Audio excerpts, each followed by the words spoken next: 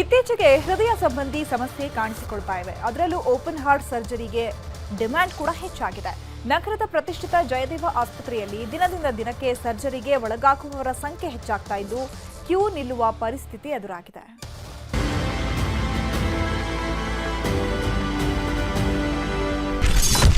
Open heart ಸರ್ಜರಿಗೆ demand. ಸರ್ಜರಿಗಾಗಿ ಬರೋಬ್ಬರಿ 6 ತಿಂಗಳ ಕ್ಯೂ. ಬೆಂಗಳೂರಿನಲ್ಲಿ ಇತ್ತೀಚೆಗೆ ಹೃದಯ ಸಂಬಂಧಿಸಿದ ಕಾಯಿಲೆಗಳು ಹೆಚ್ಚಾಗ್ತಿವೆ.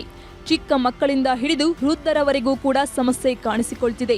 ಹೀಗಾಗಿ ಜಯದೇವ ಹೃದ್ರೋಗ ಸಂಸ್ಥೆಯಲ್ಲಿ ಸರ್ಜರಿಗೆ ಡಿಮ್ಯಾಂಡ್ ಶುರುವಾಗಿದೆ.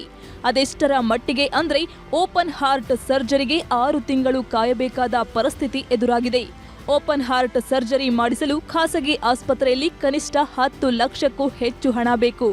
ಆದರೆ ಜಯದೇವ ಆಸ್ಪತ್ರೆಯಲ್ಲಿ ತುಂಬಾ ಕಡಿಮೆ ದುಡ್ಡು ಹಾಗೂ ಉಚಿತ ಸ್ಕೀಮ್ನಲ್ಲಿ ಸರ್ಜರಿ ಮಾಡಿಕೊಡಲಾಗ್ತಿದೆ.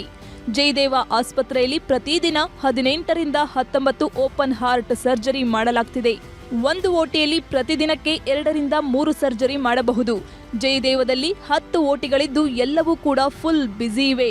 ಹೀಗಾಗಿ ಹೊಸ ರೋಗಿಗಳಿಗೆ ಸರ್ಜರಿ ಮಾಡಬೇಕು ಅಂದ್ರೆ 6 ತಿಂಗಳ ಕಾಲ ಕಾಯಲೇಬೇಕಾಗಿದೆ.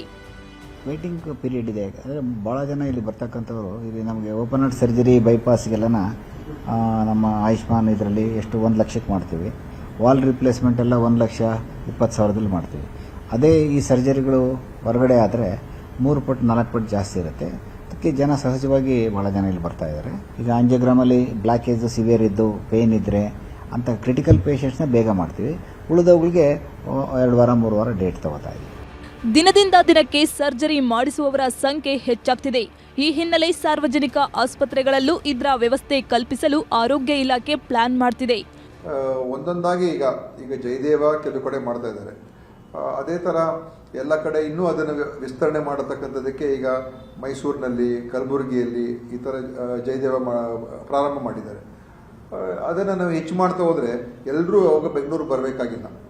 ಅವ್ರವ್ರ ಪ್ರದೇಶಗಳಲ್ಲೇ ಆ ಥರ ಒಂದು ಚಿಕಿತ್ಸೆಯನ್ನು ಪಡ್ಕೊಳ್ತಕ್ಕಂಥದ್ದಕ್ಕೆ ವ್ಯವಸ್ಥೆ ಮಾಡಬಹುದು. ಒಟ್ನಲ್ಲಿ ನೀವೇನಾದ್ರೂ ಜಯದೇವ ಆಸ್ಪತ್ರೆಯಲ್ಲಿ ಓಪನ್ ಹಾರ್ಟ್ ಸರ್ಜರಿ ಮಾಡಿಸಿಕೊಳ್ಳಬೇಕು ಅಂದ್ರೆ 3 ತಿಂಗಳು ಮೊದಲೇ ವೈದ್ಯರನ್ನ ಸಂಪರ್ಕಿಸಬೇಕು. ಹಂಸಶ್ಯಾಮಲಾ, ನ್ಯೂಸ್ 18 ಬೆಂಗಳೂರು.